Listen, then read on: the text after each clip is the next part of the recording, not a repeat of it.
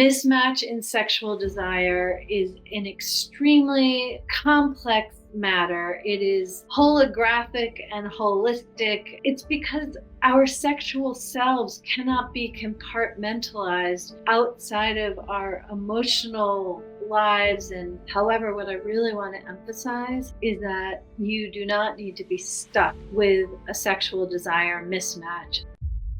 Are you and your partner perfectly matched when it comes to sex drive? It's actually a trick question because there's no couple that always has perfectly matched sex drives.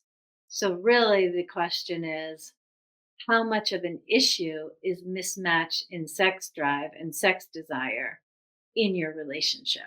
Most relationships go through a phase where there's considerable mismatch. And for some, it just resolves and you find your way. But more often, it is a long-standing issue and the issue that I want to address in today's episode. The first thing that I will say, as pertains to long-lasting marriages and committed relationships, is that anything that is not sex functions as foreplay, meaning any interaction you have either brings you a little or a lot closer together or pushes you a little or a lot further apart. And anything that brings you closer together and contributes to feeling good with one another is functionally going to contribute to an easier time opening yourselves to enjoying a sexual experience together. In different terms, when it comes to a committed relationship, emotional intimacy is a prerequisite for sexual intimacy. It's kind of fun to say that when it comes to a one night stand or just early in dating, emotional intimacy is completely not required to have a fantastic sexual experience. You can even have a great sexual experience without knowing your partner's name. Not that that happens that often, but it is certainly possible. But when it comes to a life together, where you live in the same home, you parent the same children, you eat dinner at the same dining table, etc., your lives are interwoven with one another, then you have an emotional relationship, which is either intimate in nature, disconnected in nature, highly varied, or any variation on the different qualities of emotional connection.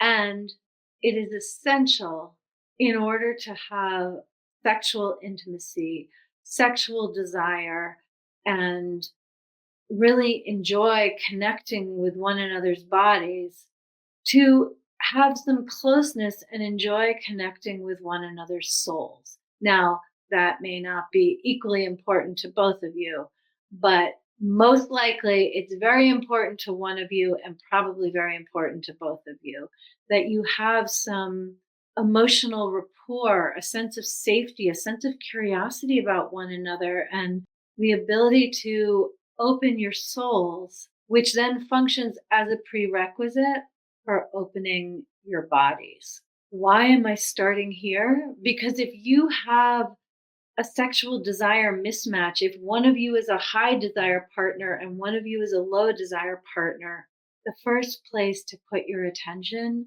is to enhance, amplify, and find your way to enjoy more emotional intimacy because that paves the way for more sexual intimacy. And let me just say, I have had couples tell me, oh, we have a really good emotional relationship and we're frustrated sexually, or I'm frustrated sexually, meaning one of them says that. And invariably, when that's the case, your emotional connection is not as good as you think it is. You can go deeper in seeing who your partner is, understanding where they're coming from, and inviting more of them into the relationship in a way that feels good to both of you. Moving on to number 2. Once you have emotional intimacy, it may just pave the way for more sexual intimacy in a glorious way. Actually, I want to say one more thing about that. Emotional intimacy is a learnable skill. You absolutely can find your way to have more emotional intimacy. And if you're not sure how to do that, I have two recommendations for you.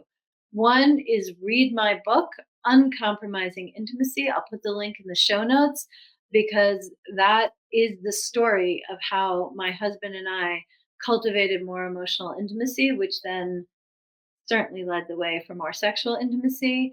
And the other option is to register, sign up for the Aligned in Hot Marriage program. That is a course that is you do at your own pace and will take you step by step with teaching, videos I've made, stories about how other couples have implemented the principles, and specific fun workbooks to do together, all of which will just naturally result in the two of you having more emotional intimacy without it being this complicated thing to create with one another. So, if you want more emotional intimacy, definitely turn to my book Uncompromising Intimacy and or the Aligned in Hot Marriage program, which also will be linked in the show notes. So let's say you have a beautiful, emotionally intimate, nourishing relationship.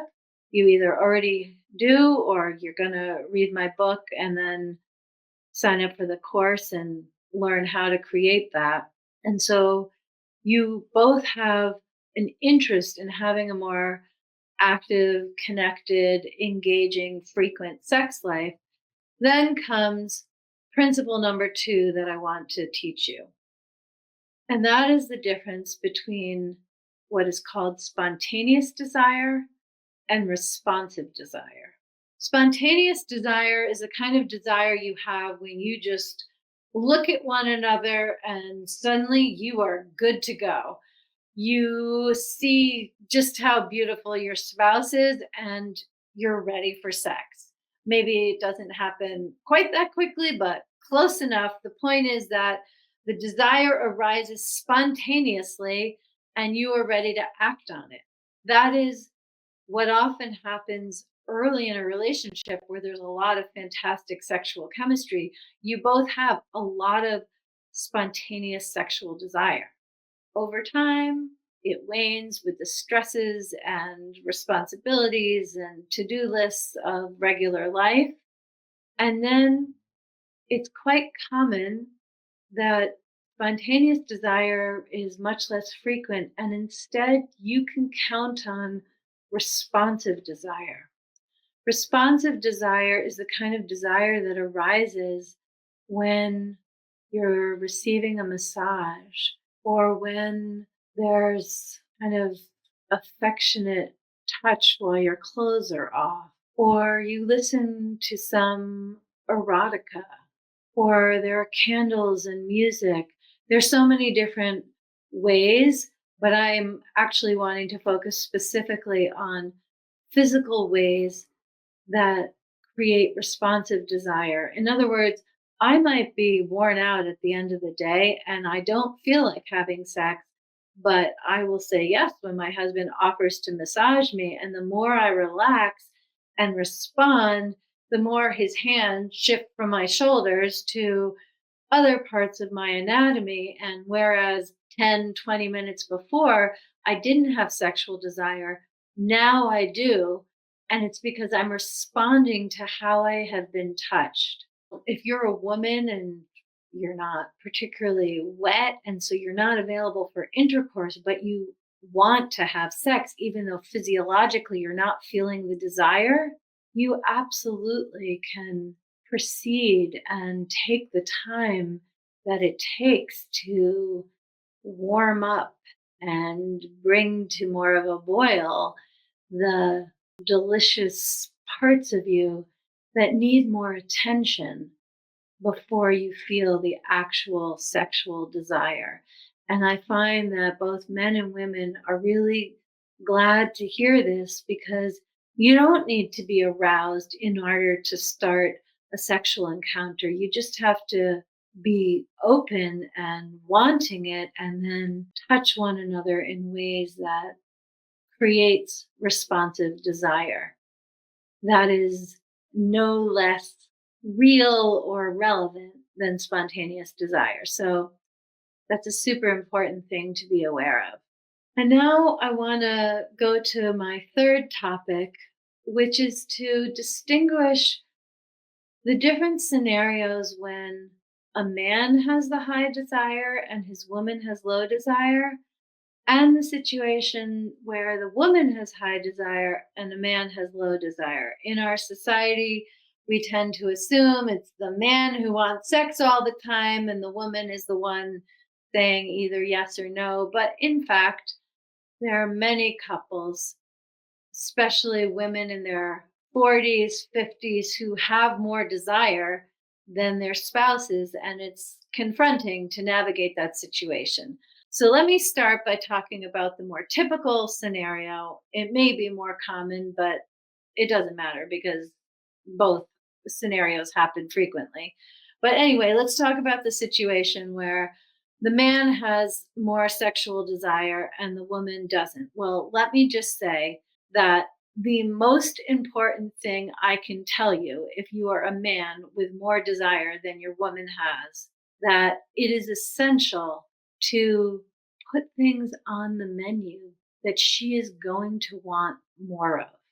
There are situations where a woman has experienced sexual trauma or has some kind of medical condition, or there just are various situations where a woman just is not going to have more desire. But far more often than men and women in this scenario appreciate, the issue is that she hasn't had experiences that she would want more of. Sex hasn't been satisfying or fulfilling or compelling enough for her to want more of it for her whole life, or in the partnership with you, or just plain more recently. It doesn't really matter which it is, but I have just seen too often women who have been married, had low desire, they get divorced, they find a new partner, and it's not just at the beginning of the relationship, but they suddenly have all this sexual desire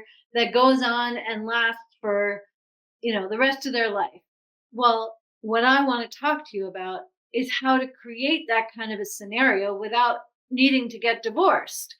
And the way to do that is, if you're a man in this situation, make it your job, your most important mission, to learn new skills, to discover what's actually going to turn your woman on and make her more interested in having sex. In this episode, I'm not going to get into too many specifics about exactly how to do that, but I do want to say that there are so many things you can learn. And one of the most basic principles is to take your time.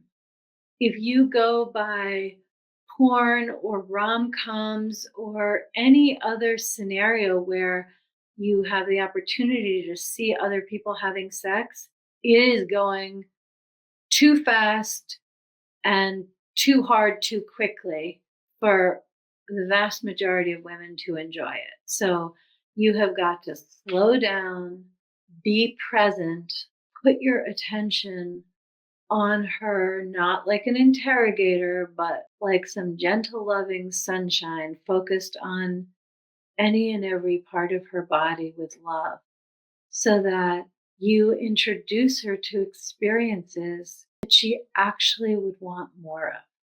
Now, when it comes to a woman whose desire is higher than a man's, let me just say that your job is to become a little bit of a sleuth, a spy, an investigator. If your man has some kind of physical medical condition that makes it hard to have sex, or is on antidepressants which suppress sexual desire, then there's not a whole lot that you can do about it.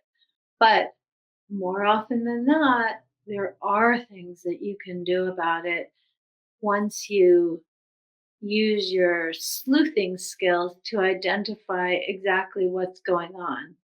And let me give an example of what I'm talking about. I It's a while ago now. I coached clients. They were both in their 40s, both very attractive. And I really want to emphasize that she really was a very beautiful woman.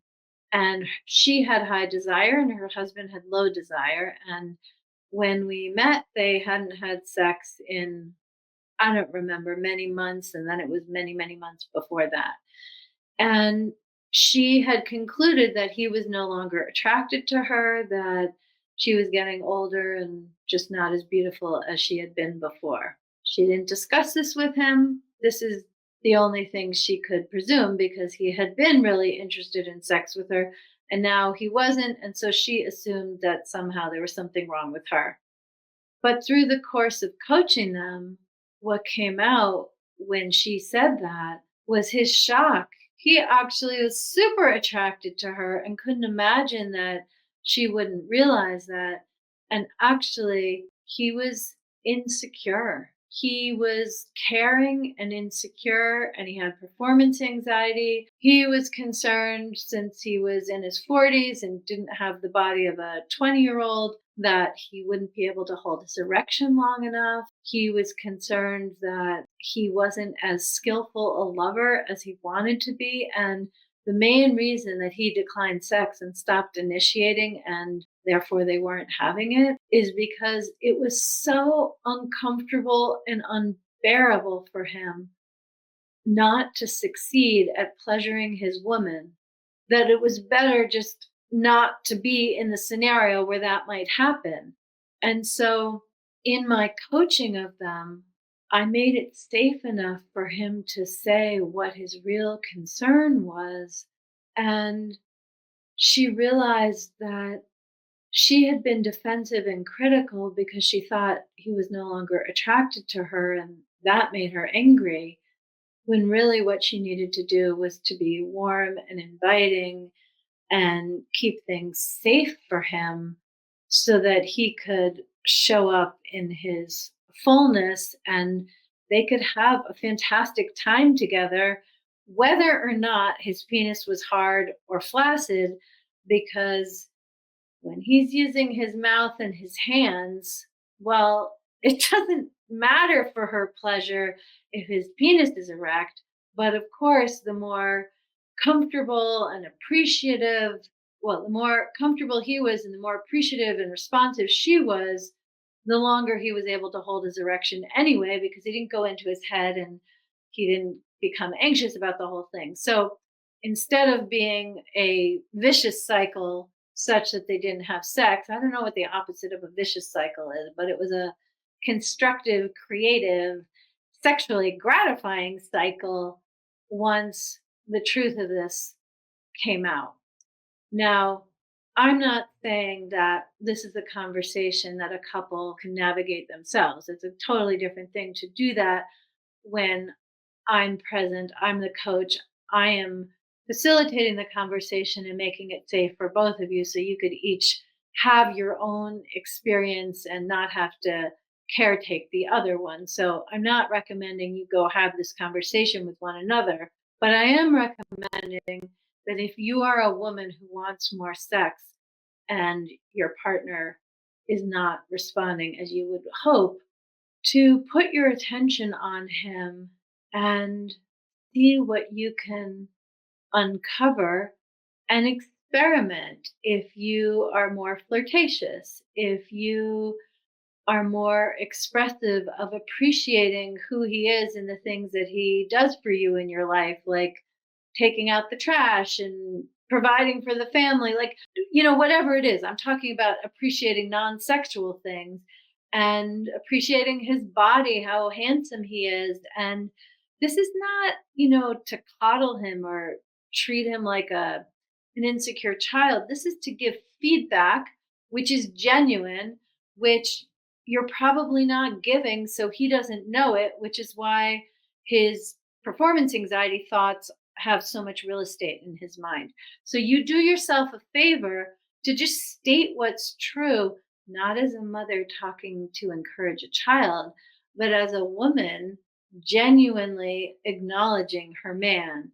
And this may well pave the way to a more satisfying sex life for both of you.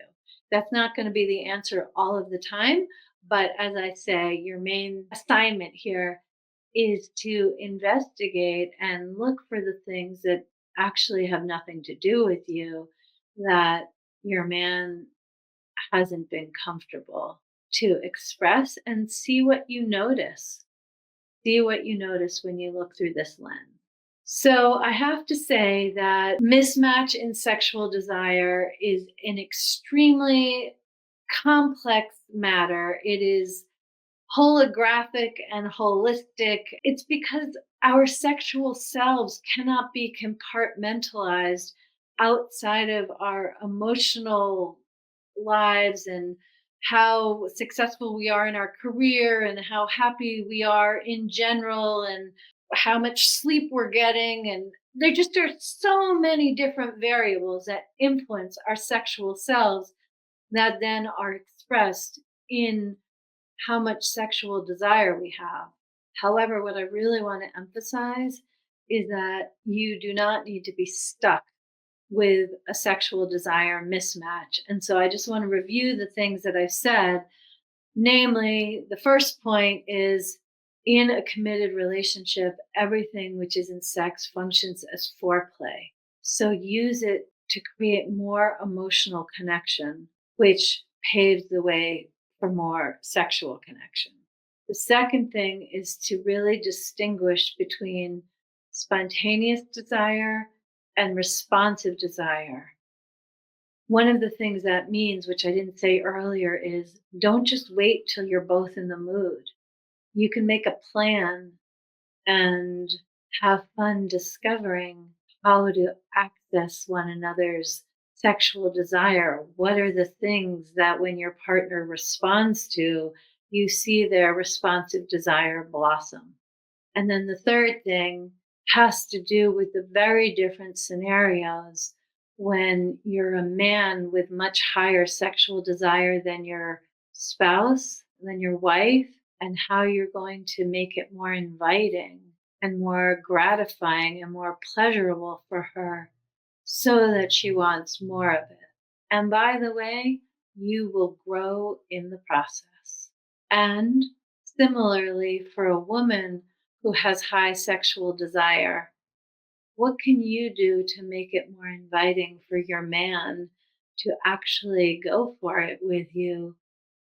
And you're going to have fun discovering what the missing pieces are, because they probably are not what you think. Because as the story I told about my clients illustrates, very often the things holding a man back, they're not the kinds of things he's talking about with anybody. And he may not even be that clear in himself. So you be a good sleuth and see where it takes you. Which of these three tips that I've shared do you feel is most relevant for you? I would love to hear just what this sparks in terms of questions or where you're going to put your attention. What is the action you're going to take to enjoy more sexual pleasure in your marriage? Go ahead and put in the comments an action you're going to take as a result of having heard this episode. And if you've listened this far, then you enjoy what I'm sharing. So please go ahead and press the subscribe button. I drop new content every week, and I don't want you to miss any of it. So go ahead, press the subscribe button, and I will see you on the next episode.